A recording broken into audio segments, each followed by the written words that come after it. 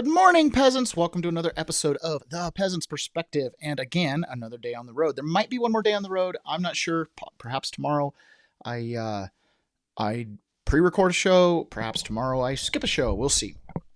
We are going to be traveling. So anyways, it's good to be back with you guys again today. And I wanted to go through a couple things with you.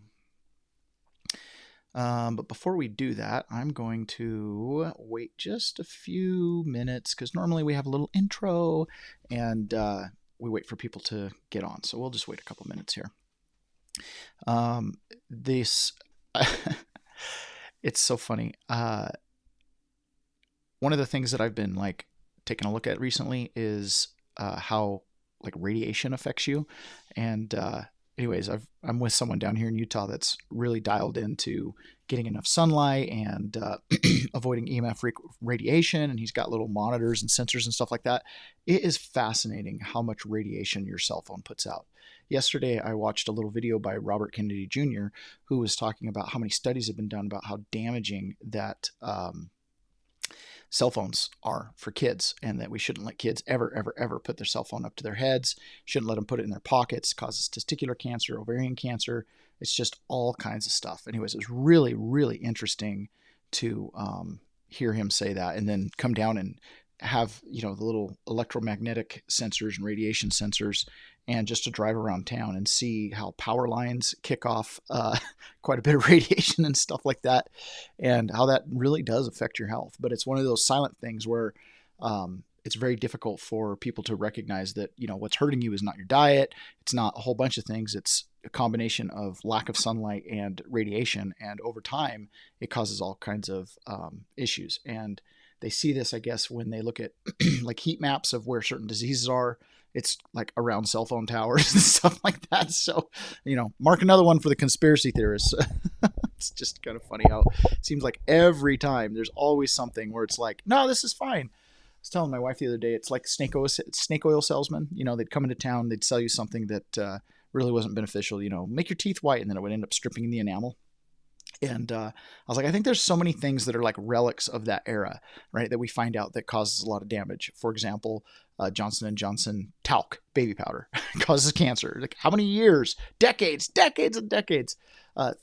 Thing after thing. And then you've got the other stuff that's just, those are snake oil salesman things. And then you've got things like margarine and fluoride in the water. And these are efforts to shore up certain aspects of the economy and things like that by getting us to turn something that margarine should have been a lubricant for axles, and instead we were using it for butter because during the war effort, there wasn't enough butter going around or whatever. Anyways, I just find some of that stuff really fascinating because we can never really discount the economic interest that people have in selling you products. Recently, I was looking at another article about people giving up smartphones because of how addicting they are, and there's a pretty seismic move to recognize how damaging the algorithm and the blue light and stuff like that, and how apps are designed to be sticky, and it's you're just sucking up your life.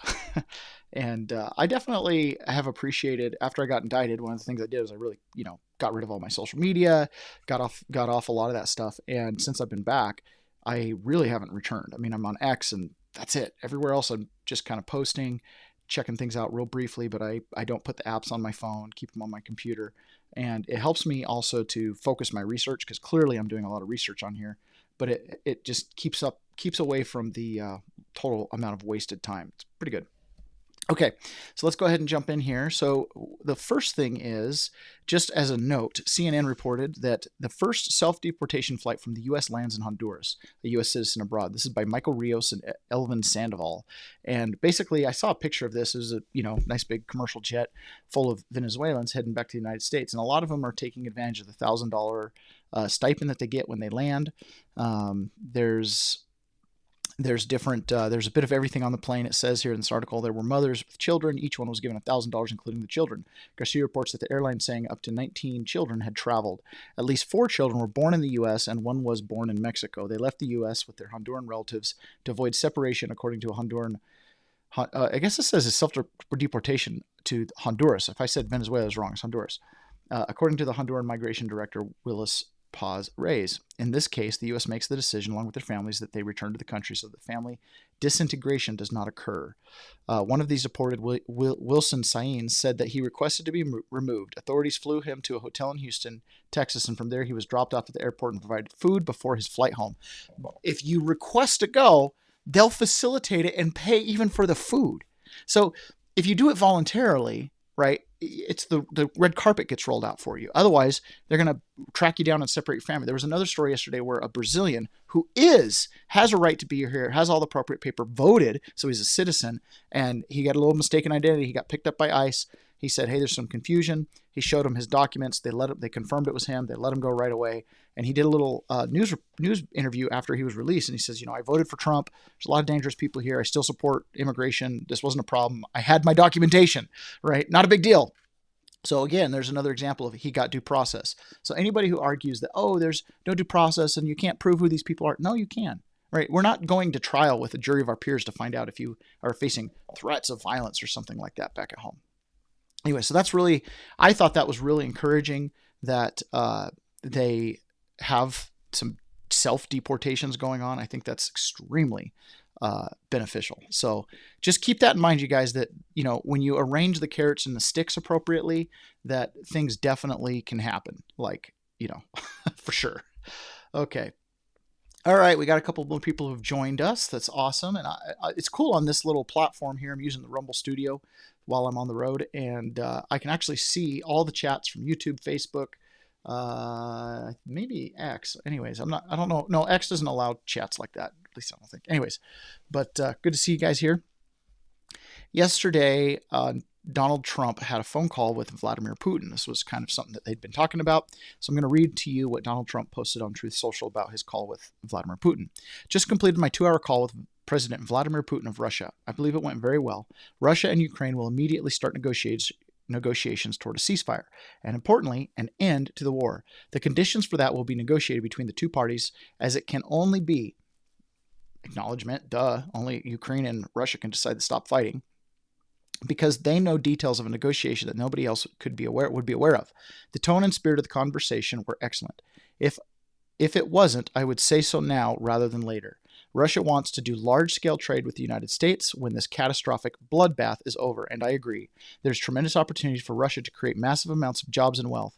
Its potential is unlimited. Likewise, Ukraine can be a great beneficiary on trade. In the process of rebuilding its countries, negotiations between Russia and Ukraine will begin immediately.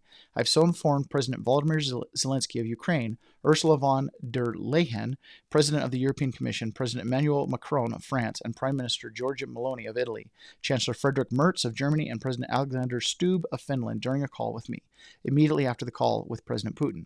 The Vatican has, as represented by the Pope, has stated that it would be very interested in hosting the negotiations. Let the process begin. One of the things that I really appreciate with Donald Trump is every time he talks about the war in Gaza and the war in Ukraine, is he brings the focus away from the politics of who's right, who's wrong, away from, what the settlement should be, and away from all the propaganda and the patriotic fervor, and he centers it squarely what it should be. He centers it where it should be is in the loss of life. This catastrophic bloodbath is over. There is no amount of politics that is really worth 5,000 men's lives a day, plus all of the damage. I mean, what are they arguing over? And I understand that to them, these issues are major. But really what it seems like to me, and I think the consensus is, it was the march of NATO towards Ukraine that caused Russia to have to do something about it. Because as long as relationships aren't normalized, as long as we're not trading with Russia, this is a huge deal. We have been at odds with Russia for, only going on directly post-World War II, basically. And so with only very brief moments, like in the 90s, where we had a chance to get in there when the Soviet Union collapsed. But now, we've basically converted them back into the Soviet Union. I don't think that was by their choice. When I was in college, I studied Russia quite a bit, and Putin. And back then, a lot of people thought he was going to liberalize. He really wanted to become a part of Europe. And later he made statements about how it was Europe that pushed him away. Putin made his own statement, which is really good. He says, we're moving in the right direction. Putin summarizes his 2-hour May 19th phone call with Trump. This is from Medzua.io. And this is what he says. He says, Good evening. My colleagues asked me to say a few words about the outcome of our phone conversation with the President of the United States. This conversation did, in fact, take place and lasted more than 2 hours. I would like to emphasize that it was very substantive and quite a candid discussion, and overall, in my view, very useful in this regard. First and foremost, I thank the U.S. President for the support of the U.S. in resuming direct negotiations between Russia and Ukraine on the possible conclusion of a peace agreement, as well as for the resumption of talks that, as is well known, were broken off by the Ukrainian side in 2022. The U.S. President expressed his position regarding a cessation of hostilities and a ceasefire, and also acknowledged that Russia likewise favors a peaceful settlement of the Ukrainian crisis. We simply need to identify the most effective path towards peace. We agreed with the U.S. President that Russia will propose and is ready to work with the Ukrainian side on a memorandum concerning a possible future peace treaty. This would outline several provisions, including a framework for resolution, a timeline for potentially concluding a peace agreement, and other relevant talks, such as possibility of temporary ceasefire if corresponding agreements are reached. Incidentally, contact between participants at the Istanbul meeting and negotiations have resumed, which gives us reason to believe we're largely moving in the right direction. Once again, I want to stress that it is a very constructive exchange I consider to have been very valuable. Of course, the real question is whether Russia and Ukrainian sides can demonstrate a strong commitment to peace, find compromises that are acceptable to all parties. At the same time, I want to emphasize that overall, Russia's position is clear. Our main objective is to eliminate the root causes of this crisis. If further clarification is needed, I apologize. My press secretary, Mr. Dmitry Peskov, and my aide, Mr. Yuri Uskrov, will go over the details of our phone conversation with President Trump a bit later. So the big thing is, our main objective is to eliminate the root causes of our crisis. If we did a snap pop quiz right now, how many people know what Putin says are those root causes? Most people don't. We mentioned one. It was the March of Ukraine. The other thing he wanted to do was rid Ukraine of Nazism. And unfortunately, here in the United States, Nazi has been so overblown and so pushed that people don't really recognize the fact that in Ukraine, yes, that was the last vestige of the actual Nazis coming from World War II. The Ukrainian Nazis, the Azov Battalion, were all wrapped up in that movement and are a part of that movement, is still strong today. Anyways, that's good. So we are moving in the right direction there. That is very, very exciting. In other positive news, this is coming out of the Washington Post, U.S. to pay nearly $5 million to family of January 6 rioter Ashley Babbitt. Babbitt was fatally shot by police during the January 6 Capitol riot. The Trump administration to settle and reverse the department's position earlier. Now, this is coming from the Washington Post, where it's really, not really given a whole lot of information on what Michael Byrd did and why the settlement was reached. It kind of just is focusing more on some of the talking points. So there is an article from Gateway Pundit that has some better quotes. Let me pull that up really quick. For some reason, I didn't have it tabbed here. Okay, so in Gateway Pundit, it's reporting, and I did hear Judicial Watch, who represents the Babbitt family, I did hear them say that they can't comment on it because it's not technically finalized. So I think part of it is the number is not technical, and it could be because it's slightly smaller, it could be because it's slightly bigger. Who knows? I was hoping it would be a lot bigger. They originally sued for $30 million and ended up with maybe close to $5 million. But this is some of the things that the lawsuit alleges and apparently are part of the settlement. To meet, the lawsuit extensively details a history of incompetence over multiple revocations of firearm privileges for previous dangerous incidents involving Officer Michael Byrd, the Capitol Police officer who murdered Ashley Babbitt in cold blood. This includes a failure to meet and compromise semi-annual firearm qualification requirements. So he didn't get his gun training done. He loaded a Glock, the same firearm he used to shoot and kill Ashley Babbitt, in a bathroom in a Capitol Visitor Center. Don't know if you guys remember that story, but he left his gun in the bathroom loaded. Same gun that he used to kill Ashley Babbitt. And shooting into a moving vehicle stolen by teenagers, where the off-duty cop reportedly struck homes nearby with his bullets. So he just randomly fired down the street at a car that was being stolen. Lieutenant Byrne has a reputation among his peers for not being a good shot, the lawsuit alleges. On January 2024, Judicial Watch filed a $30 million wrongful death lawsuit against the Capitol Police shooting of Air Force veteran Ashley Babbitt. That and the suit was filed on behalf of Babbitt's estate and her husband, Aaron Babbitt, and claims the officer who shot Babbitt was incompetent and dangerous and should have recognized Babbitt posed no threat to Congress when she entered the House Speaker lobby. And anyways, it's good. This is a good sign. George Floyd's family got $27 million for their settlement.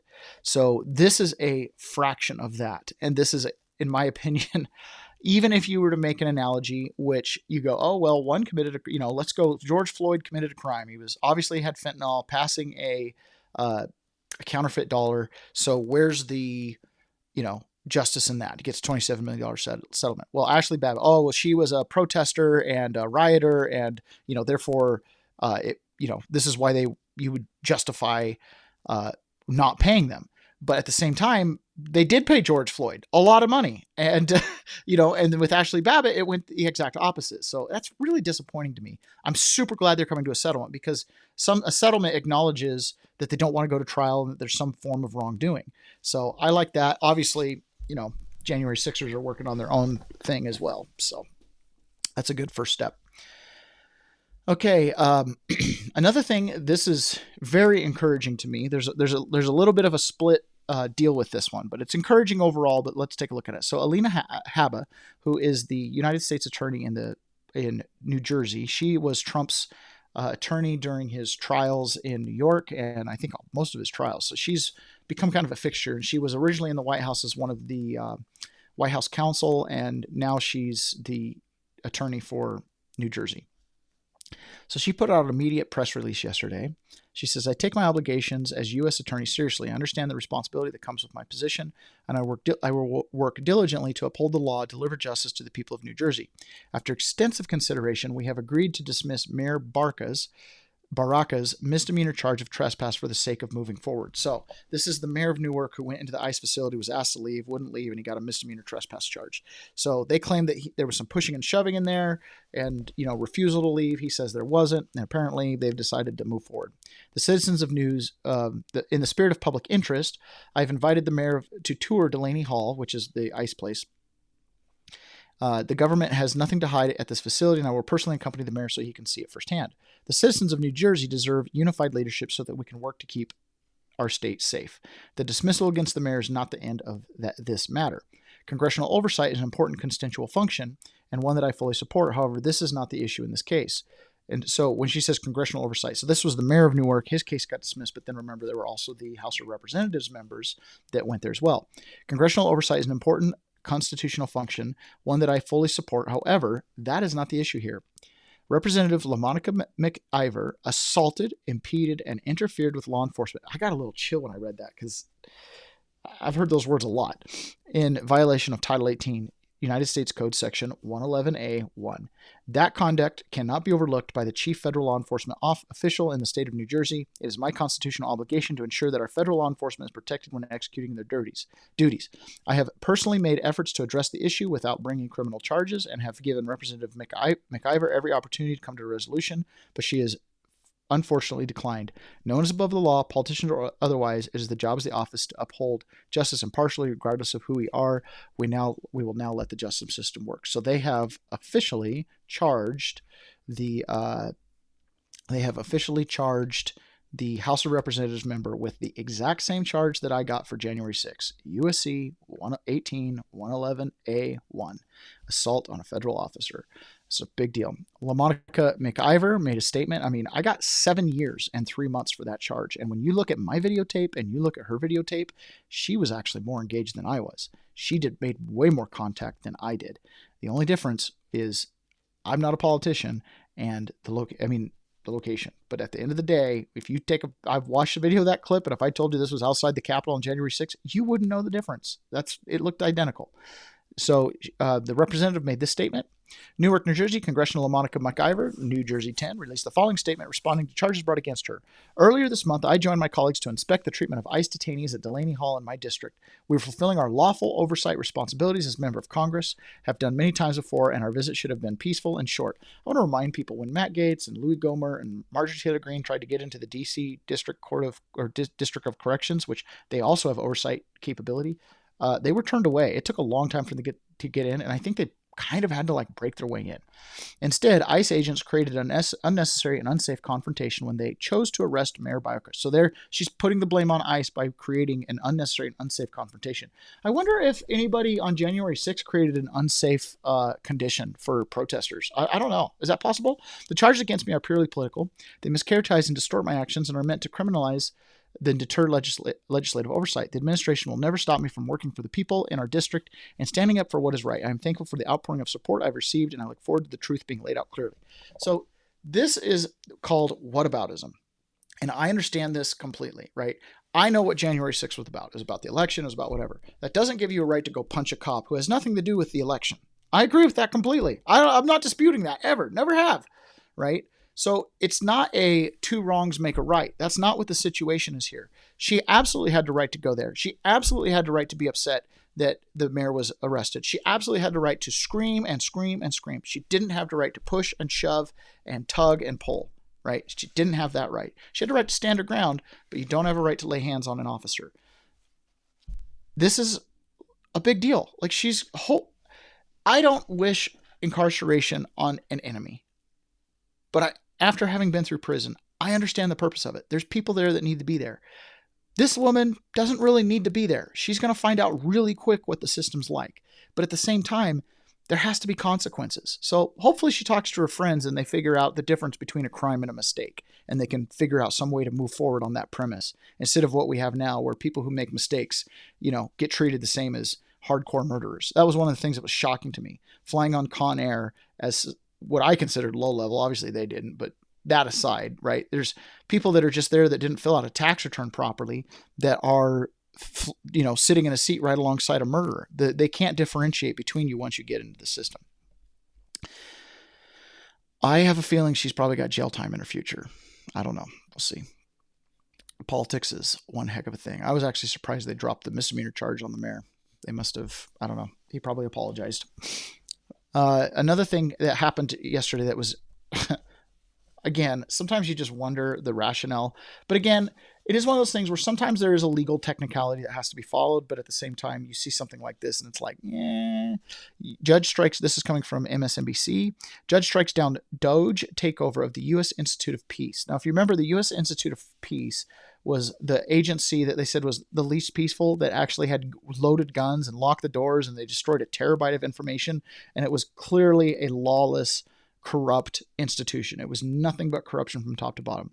Well, that doesn't matter. A federal judge on Monday tossed out the takeover of the U.S. Institute of Peace by the Trump administration and the Department of Government Efficiency, declaring the actions are illegitimately installed leaders were unlawful and had to be declared null and void. The U.S. District Judge Barry Howell ruled that the removal of USIP's president and replacement by officials affiliated with Doge, the termination of nearly all USIP staff, and transfer of USIP property to the General Services Administration were effectuated illegitimately installed leaders who lacked legal authority to take these actions, which must therefore be declared null and void. The decision came 2 months after a dramatic shutdown at the building's headquarters in Washington when the acting head of the Institute of Peace issued a statement saying that Doge has broken into our building. After members of the Doge team took over the building, the law enforcement, most Institute employees were subsequently laid off. And by the way, when I said Doge has broken into our building, they mean they had to get federal marshals to come let them in. So they didn't break into the building. They had to get federal marshals to come let them in. Now, keep in mind, doesn't matter what you think of Elon Musk. He's a member of the executive branch that was duly commissioned and whatever to do what he was doing. And all of a sudden they're like, oh, you can't do that. What do you want to bet? If you start digging around, you're going to find connections between Hal or somebody around her orbit and United Institute of Peace. The Institute of Peace was founded under Ronald Reagan. It's just, it's another one of these soft power things. Oh man. Going to be interesting. One of the things I think is they talked about all the fraud that was going on at the Institute of Peace, as well as places like USAID. So long as you don't prosecute those people, so long as you don't name and shame them and specifically roll out what was done, what fraud was committed, you're going to end up with situations where judges go, oh, that's not legitimate. This judge would not say the overturning of Institute of Peace wasn't legitimate if a whole bunch of people there were arrested for financial crimes, because that would delegitimize it. You know what I'm saying? But to me, this to me looks on the surface like an overextension. I didn't see anything in the couple articles I looked at this to find this one to see that the judge really called out why he was illegitimate, other than just, I guess, the Doge wasn't created. I mean, it's just like, it feels like a talking point. It feels like a talking point. So there's got to be accountability. I'm very encouraged to see that we started to see a little bit of accountability with the House of Representatives. I hope we see more. The other, excuse me. The other, so The other thing is I saw floating around yesterday and it came from sources that are credible, but they didn't cite who said it or how they said it. It just was like breaking, and I saw it over and over again. And quite a few of them are people that very careful about not putting out fake spoof breaking stories, right? They'll put out spin, but not fake stuff. And they all said that Pam Bondi is preparing to charge Alejandro Mayorkas, the former Department of Homeland Security Secretary, with treason, essentially effectuating the mass migration and invasion of the United States. I will be very interested to see if that happens. This would jive with President Trump, who talked about, who wants to see military tribunals and trials for treason.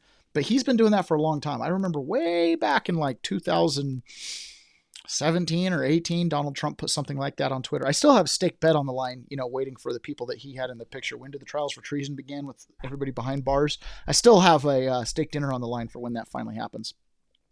The other thing, too, is, as people have heard, Letitia James, who's the Attorney General up in New York, who's the one who prosecuted Donald Trump, two different cases, the civil case on the valuation of his properties, and then the Stormy Daniels, falsification case, 34 felonies where they ramped up misdemeanors. That was all her doing that, right? Her, Alvin Bragg. So turns out she's also a mortgage scam artist, which, by the way, apparently so is Adam Schiff. And I think there was one other name in there where they committed actual documented mortgage fraud. Everybody can kind of go look it up online. She got a mortgage with her father listed as her husband so that she could qualify for this mortgage. I mean, that's just blatant, patent, outright mortgage fraud. Something that people do go to jail for. And she's claiming that the reason that the Justice Department is looking into her is because, quote, "we have successfully blocked some of the administration's most horrible initiatives, which is why they are coming after me." That's her reason why they think they're coming. She thinks that Trump is coming after her. It's because he's blocking policies. I do not think that's it. I think you committed crimes. I think that you maliciously went after Donald Trump. I think it's obviously that you're political. It has nothing to do, it's one of those things where, yes, you targeted Donald Trump, but at the same time, you're a criminal. And at the same time, it's equal justice under the law, right? Everybody has to follow the rules. So it'll be interesting to see where this goes. One of the things that it says in this article that I was like, that really stinks. But it says, James is up for re-election next year. Political observers said the public feud is now mutually beneficial. Most New Yorkers, especially New York Democrats, are looking for someone who will stand up to Donald Trump, says Chris Coffrey, a political consultant. On the flip side, fighting against Democratic black woman Attorney General in New York plays well to his base. That's so... Fighting against a black... No. It doesn't... His base doesn't care that she's black. She doesn't care that she's black. His base cares that she committed stupid stuff. I mean... Anyways, I can understand why the Democrats want someone who's going to stand up against Trump, but this consultant doesn't actually know Americans. Okay, so to follow up on the James Comey story. So this James Comey story, he went on the news yesterday, which I thought was just so stupid, and he gave a little explanation, and he has this way of being. I want you to see this here, okay? So this is the big moment of the show. This is the moment where we like put a dot together that everybody's going to see, and you're going to go, "Oh, okay, I can see how this guy's a complete and total utter fraud." Just really basic, okay? So he gets on MSNBC and he's talking about this picture of 8647, and he says I put well, we already know what he's backtracked right away, but he says, yeah, all for walking on the beach with my wife. So I don't know how we ended up here. Never occurred to me that it was any kind of controversial thing, but that's the time we live in. Comey told MSNBC's Nicole Wallace. So take me back to the walk on the beach, Nicole Wallace says. So we were walking on the beach. We went to the beach to prepare for this week, and we were walking back towards the road, and we saw in the sand, someone had arranged cells with numbers. And Patrice, my wife, said, "Why would someone put an address in the sand?" And I said, "I don't know." And we stood over, and I said, "I think it's some kind of political message," Comey said. Comey then threw his wife under the bus. She said, "When I was a server," this is where his wife then tells it, because he is avoiding a perjury trap. He doesn't want to know what 86 means, but he wants to he can't lie and say he didn't have any kind of inclination for what it means. So he's throwing his wife under the bus here. This whole thing is unbelievable. And you're going to really think it's unbelievable when you see what I'm going to show you next. She said, when I was a server, she did a lot of work at restaurants, meant to remove an item from the menu when you ran out of ingredients, and said, well, to me as a kid, it always meant to leave a place or to ditch a place. And she said that, she said that very clever. That's very clever. You should take a picture of that. And I did. And I posted it on Instagram and thought nothing more of it until I heard through people that people were saying that it was a call for some sort of assassination, which is crazy. Comey said, who believes this story? It's unreal. Okay. Comey told Nicole Wallace that he's just an old boring grandfather who likes to wear jeans and sweaters. So he was impressed by the person who created the clever political message out of the shells. That's the story they really want us to buy. This is going to blow your mind now. And I wish I could show you this live. Okay. I wish I could show you this live. Breaking news report. Doge police blotter. Former FBI director Comey used anonymous Twitter account to attack President Trump during his first term as president. Comey used the account to spread hate and hostility towards President Trump. Comey also retweeted a post targeting Tom Homan and the leadership of ICE during Trump's presidency in 2018. Comey also used the account to smear conservative organizations like Charlie Kirk's Turning Point in a very disturbing post. Comey wrote, this is James Comey who wrote this. At Charlie Kirk 11's, at TPUSA organization are in fact diaper shitting Nazis. That was James Comey, the director of the FBI, saying that Charlie Kirk and TPUSA are diaper shitting Nazis. He posted that. The guy who accidentally posted 8647. Comey's anonymous Twitter account was first uncovered in 2017. Comey had been tweeting under the name Reinbold Niebuhr, a theologian the FBI director wrote about in his college thesis. Gizmodo wrote the story asserting that Reinbold Niebuhr was almost certainly Comey. The allegation was confirmed that Comey was the tweeter, according to Gizmodo, NPR, the New York Times, and the Des Moines Register. So this is a fact. Lawfare blogger Benjamin Whittles, a personal friend of Comey, tweeted that the Reinbold Niebuhr account using the handle former Boo is in fact James Comey himself. According to the Times, Boo is lingo for bureau. Whittles tweeted the confirmation after Reinbold Niebuhr posted a photo of a person resembling Comey standing on a road wearing sunglasses and with his arms crossed and looking off in the distance. Before the Gizmodo story, Comey had tweeted under the handle Project Textile 7, which is a federal program Comey helped initiate. At the time, the account never tweeted, though it followed users like their tweets. Whites was the only follower of Project Textile 7 at the time. Once Comey started using the name Troll Security Service, the director of the FBI had a Twitter handle where he made crap posts that was called Troll Security Service with the username Project Textile 7. He began to tweet in 2018 a relentless public stream of hate-filled comments against President Trump, in addition to his vile tweets against Charlie Kirk and Turning Point USA, amongst other very disturbing vitriol. Okay, so some of these tweets included things like, so Donald wants to wage nuclear jihad against the Democratic Republic of Korea over Otto Warmbier as South Korea is seeking reunification. You bomb hospitals, Donald. The U.S. military bombs hospitals. The Russian, Syrian, Turkish militaries bomb hospitals. You're all terrorists. At Supreme Court of the United States. Is that right? Okay. Yeah. Anyways, at Soto. So this is Comey, basically like the U.S. bombs hospitals. The other one, absolute word salad and garbage by a garbage person. Obviously in response to something Trump posted. Wow. At Real Candace Owens, proving that anti-Semitism is apparently massively intersectional, and that Charlie Kirk's at TPUSA organization are in fact diaper shitting Nazis. Another one, remember America, only immigrants and Muslims are terrorists. NRA members and white citizens are merely mentally ill. Hashtag SOTU, hashtag chain migration. And then he retweeted this. ICE isn't a nameless, faceless army. Why, it's these folks. We should know their names. And then James Comey tweeted out a picture of the ICE leadership in reference to they need to be named and shamed in this regard. Like, this is crazy. Remember America, only immigrants and Muslims are terrorists. NRA members are white and white citizens are merely mentally ill. This is the guy who claims, oh, I thought it was just an address. I thought it was just like to leave a place. I had no idea this was such a big deal. This man is filthy. He's a dirty cop, as Donald Trump says. There's just no doubt about this. When you see this and connect it, it's like, hey, I'll put my hand up. I've crap posted, but I'm not the director of the FBI. I have no authority. I'm not in charge of anybody but myself. So the idea that this guy can go out and do that and just call, whites that, NRA members and white citizens are merely mentally ill. Do you really want this man investigating you? Do you really want this guy with this kind of a political bias and a bent investigating you? This is why he got fired. This is the people that they keep trying to protect over and over and over. And then when he does this, he gets on MSC and he acts like he's some big old, well, I'm smart and I read a lot. And, I just don't know what 86 means, even though, come on, man. This is crazy. And to make matters worse, keep in mind, I know people who are currently in prison for making threats against public officials. I know these people. I've met them. Are they a little loopy? Yeah.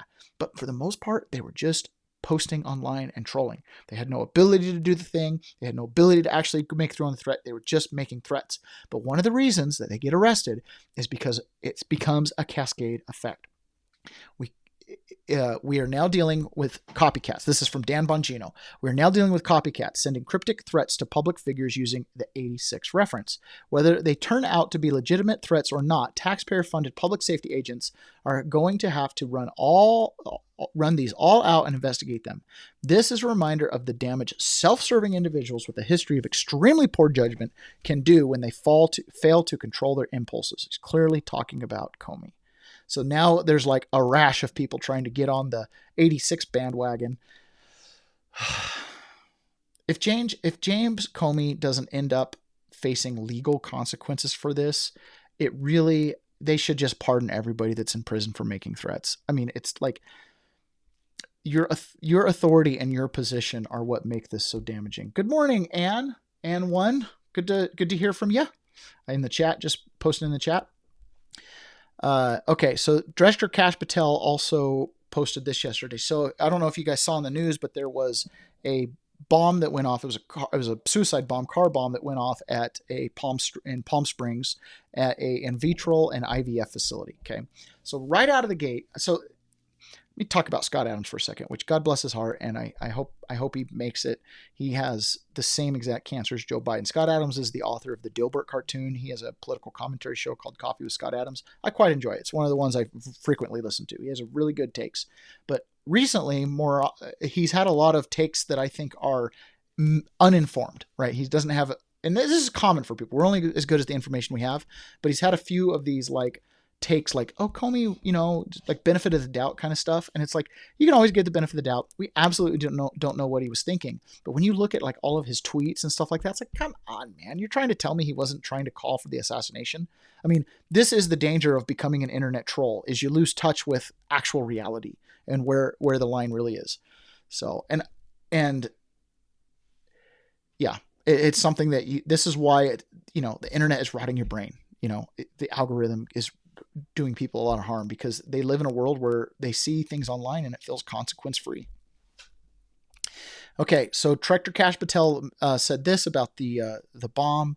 Okay, sorry. So the reason I brought up Scott Adams was he was like, with this bombing, he's like, oh, is this going to be another one of conservatives wanted to bomb this fertility clinic? Like, basically, he was already seeing the writing on the wall that they were going to make this all about bombing. A conservative somehow did this pipe bomb because, domestic terrorism. Turns out the guy had a whole manifesto. I listened to the whole thing. It was about 20 minutes long. The guy hates life. He didn't consent to be born. This is his real words. He didn't consent to be born. He thinks this is a slave planet. We don't have a right to bring someone into the planet because they can't consent, and this is nothing but suffering, and he thinks it's stupid, and he thinks we should be able to die with dignity and not some stupid thing where you have to ask permission to kill yourself when you're terminally ill. You should be able to just commit suicide anytime you want. He had it was really disturbing to listen to. I mean, clearly this guy is like rejected by life and thinks he's pretty smart. He made a whole bunch of logical fallacy arguments while at the same time claiming to be completely logical. I've done that too. I mean, I can be logically flawed. I like it when people point it out to me. But anyways, I listened to the whole thing, and yeah, this was not an act of conservative terrorism at all. This was an act of a man who doesn't like the idea that people who can't have kids anyways would go through such effort to do IVF and then bring someone into the world that doesn't consent. it was pretty wild to listen to. It's a death cult, for sure, a death cult. And he was upset because he claimed that everybody's censoring, the death cult. It's like a lot of self-harm there.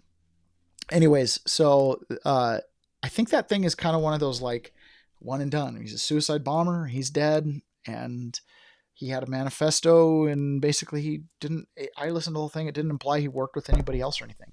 That is a legitimate lone wolf, and that is very scary because there's no way to track it. I mean, these people just can pop up out of nowhere. So, all right.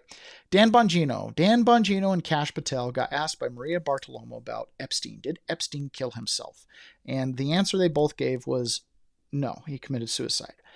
I see this as a little bit of a more nuanced thing. I have someone that I was in prison with that was in jail with Jeffrey Epstein, and he is not only positive Epstein didn't kill himself.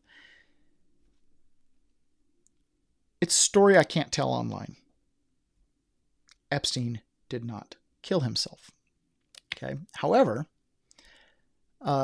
the few little bits of information we know that are conspiracy minded, which have been backed up by multiple angles of other people who are on the front end of the conspiracy thing, likely the Epstein murder was foreign intel with maybe some corrupt insiders, It is incredulous for people to believe that you wouldn't catch this, because you're used to going to Walmart where every single shelf has a camera angle. We're used to the idea that in areas where it's high risk that there would be cameras. That is not how the Federal Bureau of Prisons works. There are not cameras everywhere. There are blind spots everywhere, specifically your cells, bathrooms, lots of hallways, corridors, and inmates know exactly where those blind spots are, exactly where they are. Okay. So to me, what goes on inside the Bureau of Prisons, you have no idea what's going on in there. You have no idea. The reprisals and the retaliation for snitching, for complaining, for writing complaints is so extreme that the amount of abuse that inmates will take and the things that they will remain silent on are stunning. If it was happening out on the street, it would be like unbelievable. But because it happens in the BOP, there's a certain code amongst inmates. There's reprisal and retaliation that happens that could cost you your life. If you rat or snitch while you're in prison, it costs you your life. And so the idea that they think that he killed himself, here's my take on it. So this is what Dan Bongino posted. This is not what he said. This is what he posted. He goes, I was asked about some of the details surrounding the Jeffrey Epstein case. I've reviewed the case. Jeffrey Epstein killed himself, period. That's one sentence. Jeffrey Epstein killed himself. There's no evidence in the case file indicating otherwise. I'm not asking you to believe me or not. I'm telling you what exists and what doesn't. If new evidence surfaces, I'm happy to reevaluate. In the case file, the only thing that's going to be in there that shows that Jeffrey Epstein could have killed himself is the autopsy where the little bones in his neck were broken. And that doesn't happen. That happens with strangulation, not with hanging. That's probably it. There obviously were no cameras. They were out. We know that. The guards were asleep. We know that. They didn't do their rounds. That doesn't surprise me at all.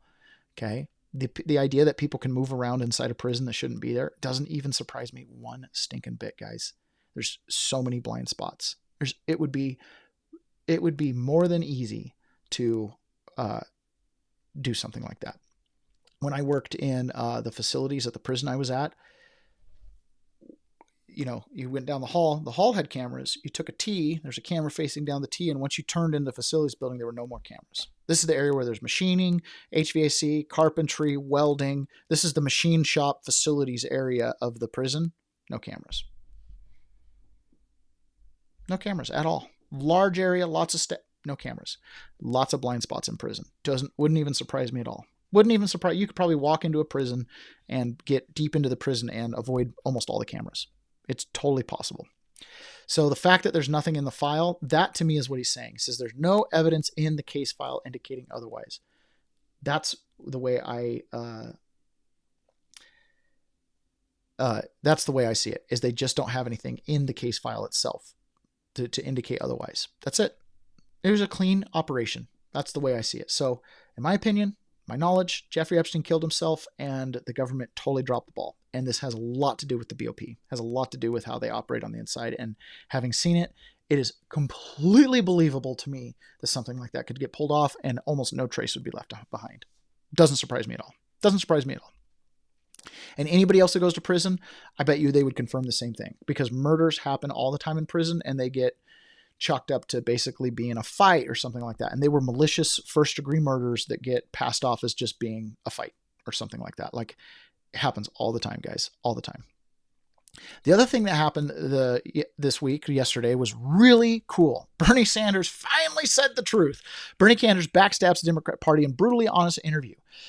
This is coming from the Gateway Pundit, and it was Andrew Schultz who got the interview with Bernie Sanders. And Bernie Sanders said a couple things in here. He said, the Democrat establishment sold out decades ago, trading working class voters for wealthy donors and out-of-touch consultants, according to Sanders. That's when everything started falling apart. The 70s, 60s, Democrats caught on that you could raise a lot of money from wealthy people, Sanders explained. And it gets back to a campaign financing and all that stuff. So you got a Democratic establishment now, which is funded by wealthy people. You have consultants who are really way out of touch with reality, who make a whole lot of money in campaigns and the working classes ignore, Sanders said. He added that Donald Trump succeeded where Democrats fell short because at least he pretended to care about the working class. The conversation pivoted to Kamala's crushing defeat, where Bernie Sanders got visibly upset. He recalled how Kamala's bloody consultants told her to campaign on, hey, everything's good, we're going to keep doing the exact same thing. That was her bloody consultants. That's what her bloody consultants told her to say. I begged them to go with a different message, Sanders lamented. Andrew Schultz changed, Sanders saying, why can't Kamala, push back? To which he conceded, you're right, there's no argument. Kamala didn't even push back. She was on board with that plan. Then came a jaw dropper. Sanders was cornered by co-host Akash Singh, who got him to admit that, yes, Democrats are a threat to democracy. Pay attention to this. It happened when Schultz brought up how, over the past 4 election cycles, Democrat voters had little to no real say who their nominee would be. He flat out told Sanders that the DNC stole the 2016 primary from him. Sanders didn't deny it. In the world I live in, you got a choice, he replied, implying it was either let the Democrats rig the process or risk handing the White House to Trump. He even said his wife agrees that the nomination was stolen from him. Still, Sanders stood by the choice to support Hillary, calling her and Trump not a great choice, but Hillary the lesser evil. That's when Schultz asked co-host Akash Singh jumped in and asked, could we not say that if there hasn't been a fair primary for the Democrats since 2008, are they not also a threat to democracy? Sanders conceded. Fair enough, he said. I'm not going to argue that point. The Democrat Party is the threat to democracy. Bernie knows it. They know it. Sanders pulled back on the Democrat establishment, detailing how they despise dirty class people without a PhD. That's his quote. He recalled how thousands of energized workers class supported to show up to rallies only to be met with hostility at official party events. Sanders painted the scene. There'd be a few hundred people, mostly older, whiter, wealthier, and you saw the clash. The establishment did not want to open the door. They hated the idea that all these people whose hands were a little bit dirty, who didn't have PhDs or weren't wealthy. Imagine walking in. It's my party, man. You ain't getting in.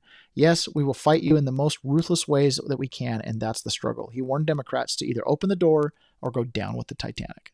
It didn't stop there. Sanders went on to blame the Democrat establishment for destroying his 2016 run with a coordinated smear campaign. When asked who labeled the grassroots supporters as racist and misogynist, Sanders didn't hesitate. It was the Democratic establishment. He admitted that the Democratic establishment worked hand in hand with the media to push the myth and destroy his campaign. They were sitting there. We had a lot of young people, a lot of people of color, They create this kind of myth with the help of the corporate media and all that stuff, Sanders explained. Then it got worse when Schultz pointed out that the same playbook was used against podcasters in 2024. Sanders agreed without skipping a beat. Yep, that's what the liberal elite tries to do. The conversation ended with a surprise. Bernie Sanders officially ruled out a 2020 presidential run, saying, I think I've run my last race. What comes next was another shocker. He refused to endorse AOC. When asked if the oligarchy tour with Alexandria Ocasio-Cortez was part of a passing of the baton, Sanders shut it down immediately. Nope, I don't look at it like that. Adding, it's not passing the baton. While he praised her efforts, he made his position clear. I think Alexandria is great, but it's not my job to determine who the new leaders are. Good little interview. I mean, I've said for a decade now, Donald Trump and Bernie Sanders are talking about the same thing.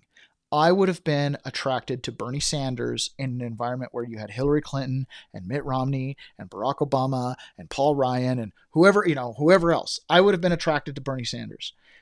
I would disagree with his solutions to a lot of problems. But the thing that Bernie Sanders and Donald Trump do is they both see the landscape clearly. They're both populists. Bernie Sanders is a communist populist. Donald Trump is a capitalist populist. So their solutions to the problems are different, but they both see the problems clearly. That is enticing because when you're a young college kid or anybody and you have that populist bent, you're going to listen for people who see the world the way you do. And Bernie Sanders has the proper vision of the world. He's got different solutions. In my opinion, that's for the debate, right? But we have to agree on the premise of what's happening in America. That's why Donald Trump, he pulled a lot of Bernie bros because, when Trump offered solutions, they're looking for any solution. They want to do something different than the status quo, and they're open for anything. And that creates a scenario where you can get hijacked. But that's, the Democrat Party is not the party of the people. It is not the party of the working class. It's the party of the elite donor. And he spills the beans. I mean, this is a guy who's made 3 presidential runs and probably should have been the 2016 nominee. So that's very interesting. On another note, Moody's cuts ratings on major banks after downgrading the U.S. So Moody's is cut the rating on the United States, and then they also cut the rating on some banks. So the banks are Bank of America, Corp, JP Morgan Chase, and Wells Fargo, citing last week's downgrade as the U.S. government of the U.S. government and the government's weakened ability to support them. So basically, they're just downgrading the credit. By the way, the fact that the United States has a credit score is like just another example. It's all just a corporation. This whole thing just runs on money. Why would the United States, who's allegedly sovereign, need a credit score? Think about that. So it's because it's not our money, folks. It's a private thing. It's a private corporation. We are going to do a bit on the Federal Reserve, but it is not the only thing federal about the Federal Reserve is the word federal. It is a private organization who loans money to the corporation of the United States. The country is in hawk to a couple families. It's that outrageous. And it's so outrageous. Go read the book Creature from Jekyll Island. It's so outrageous. The truth of it, when people see it, it's like so destabilizing because you realize we are really in trouble. It's not that we have debt, it's who we owe the debt to. Okay, so the other thing that is happening is the Fed is quietly buying billions and billions in bonds and hoping nobody notices. So this right here is your peasant's perspective. This is a shot across the bow and a warning to you that if you're not, one of these oligarchs that can play the big game, you need to secure your little assets and what little assets you have. The Fed is quietly buying billions in bonds and hoping nobody notices. It's coming from Yahoo Finance. The Federal Reserve just pulled off something stealthy. Over the 4 days last week, without fanfare, the Fed vacuumed up $43.6 billion in U.S. Treasuries. That's $8.8 billion long, dated 30-year bonds on May 8th alone, plus another $34.8 billion earlier this week. Not exactly small change. Quietly returning to the quantitative easing, though, trough isn't standard Fed housekeeping. It's like a bank robber returning to the scene because he forgot his car keys. Let's talk straight. This isn't tightening, it's stealth easing. It's monetary policy on tiptoes. Some traders have begun to notice, and smart investors should too. Why does Bernie Sanders feel like he can be honest now? This is from a commenter. What else is at play here? Here's why he can be honest now. Because he's not going to run again. That's why. So he's trying to secure his legacy as the final truth teller, the guy that got robbed by the Democrat Party. And he's telling the truth about it. I mean, yes, he was robbed in 2016. It's called superdelegates at the convention. So the play here is just simply he's not going to run again. So at this point, it's about book sales, fanfare, popularity, and securing a legacy where he goes down as being a guy that went to Washington and fought for 30 years and got nothing done. But he fought the establishment. I think that's what it is. So at this point, that's it. He's got no more reason. His party's in the minority, so he doesn't have to vote on anything. He doesn't have to be consistent. He never submits a bill. He's never passed a bill ever, so that's not a problem. And just at this point, it's just about trying to, reconnect with the populist base and go out with some popularity. I think Donald Trump has a lot of respect for Bernie Sanders, by the way. Calls him a communist, thinks he's lazy, which pretty much is. But he is a diehard. He believes what he believes, for sure. Okay, so back to this finance. Financial analyst Lynn Alden offers a cautious interpretation. The Fed isn't officially calling it quantitative easing. They're merely reinvesting proceeds from maturing bonds to prevent rapid balance sheet shrinkage. Technically true, but let's not fool ourselves. Bond buying is bond buying, whatever bureaucratic label you slap on it. The government is turning back around and buying our own bonds. So now we owe ourselves. Ah, really? Really? Like, this is so crazy. People don't understand. Like, there's no money in here. We're buying our own bond. What are you buying your bonds with? Okay, commodity traders in particular have a nose for monetary sleight of hand. Gold, the ultimate financial cynic's metal, has risen sharply since early 2024. When I went into prison, gold was at like 1,800. Now it's at like 3,300. Okay, that's like in a year and a half. That's huge. It went from like 1,400 to 1,800 over the previous 10 years. It's a huge jump. Gold doesn't believe in politicians, central bankers, or economists. Even Ivy League types who wave their hands and promise stability, it believes numbers. This isn't just a U.S. game. China has jumped into the gold pit too. Brings a bigger shovel. China's central bank just cranked open the vault doors by dramatically raising gold import quotas, letting local banks swap U.S. dollars directly into bullion. That's China quietly telling Uncle Sam that holding all those U.S. treasuries is starting to feel less prudent investing and more like playing roulette with a house on fire. Think about it. Even China converts into gold a modest 10% of the even if China converts into gold a modest 10% of the 784 billion treasury stash it held as of February, it would send tremors through global markets. China isn't hoarding gold because it matches the curtains. It's preparing for a monetary earthquake. Central banks around the world are doing the same. America just imported a mountain of gold. Nations are bracing for the next seismic shift in the global monetary power. Gold and Bitcoin are responding too. Bitcoin because crypto investors distrust central planners. Gold because central planners distrust each other. Bitcoin. So do you get that? Investors buy Bitcoin because we distrust the central planners, and the central planners are buying gold because they distrust each other. So everybody's trying to get out of their currency. Okay, gold and Bitcoin, they distrust each other. Where is that line here? Bitcoin is a back alley asset and that respectable investors pretend they don't visit. Bitcoin is rising not only due to distrust of central banks and the neat little fiat Ponzi scheme they've been running for years, but also because a year ago Bitcoin experienced its latest halving event, pushing it into the typical bullish upswing of a 4-year cycle. There's more. The Trump administration, previously wary of crypto, has shifted significantly, establishing U.S. Bitcoin strategic reserve, a move signaling institutional level confidence that Bitcoin is just a speculative fad, but an asset worthy of strategic importance. Additionally, institutional and retail money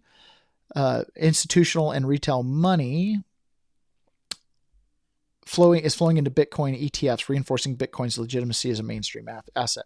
If the Fed quietly keeps hitting the quantitative easing button, Bitcoin might become the investment equivalent of a midnight convenience store burrito. Volatile, but satisfying. Let me read that again. If the Fed keeps hitting the quantitative easing button, Bitcoin might become the investment equivalent of a midnight convenience store burrito. Volatile, but satisfying. Because you never know what's going to come out the end once you eat one of those gas station burritos. It's volatile. It tastes good on the way down. Oh, that's funny. For investors willing to bet on the Fed's recent move, opportunities are plentiful, particularly in places with tangible goods buried underfoot, such as the commodity-rich economies of Latin America and Brazil, an economic powerhouse that is enjoying commodities-fueled bull run. For a year or so, the example of iShares down in Brazil, they've gone up, so it's talking about more. But basically, investors are paying attention now. Before the rest catch wind, stand the best chance of capturing these outsized returns, so pay attention. Gold and Bitcoin, ladies and gentlemen. Gold and Bitcoin are going to be the best, stable thing until we figure out what's going on. It's unsustainable to have gold going up in price. It's unsustainable, some of the financial things we've done. I'm very encouraged by what Trump's doing, but I think of what Elon Musk said. We're guaranteed for failure. At least now we have a chance. I think that's where we're at. So you guys, that's it for my show today. Don't forget to obviously follow, share, like, all that kind of fun stuff. I'm on the road. It'd be awesome if I came back home and I found out all these new followers. So don't forget to share the show, recommend the show. I appreciate you guys joining me this morning. Don't forget to visit leftbehindandwithout.org and think about how you can help some kids with incarcerated parents. It's rough out there. The other thing, please don't forget, tomorrow, if I'm not here, I'll be back Thursday. So just FYI, I'm not sure if I'm going to be able to pull this off or not tomorrow. Here, but Bitcoin is in this way is like stocks. It goes up and down. My Bitcoin has done very well. I think comparing Bitcoin to stocks is an inappropriate analogy. I think you should compare it to foreign exchange, to Forex. It's a currency. And if you think of it like that, I think you'll trade Bitcoin better is if you trade it like Forex. Forex, foreign exchange, basically when you buy other currencies and trade them back and forth against each other, because that's what you're doing with Bitcoin. I mean, it's a literal analogy versus thinking of it like, because, I can go spend some Brazilian reais just like I can go spend some Bitcoin. It's money versus stocks is equity. You can't spend a stock. You can transfer it, you can barter it, but you can't spend it. You can spend Bitcoin.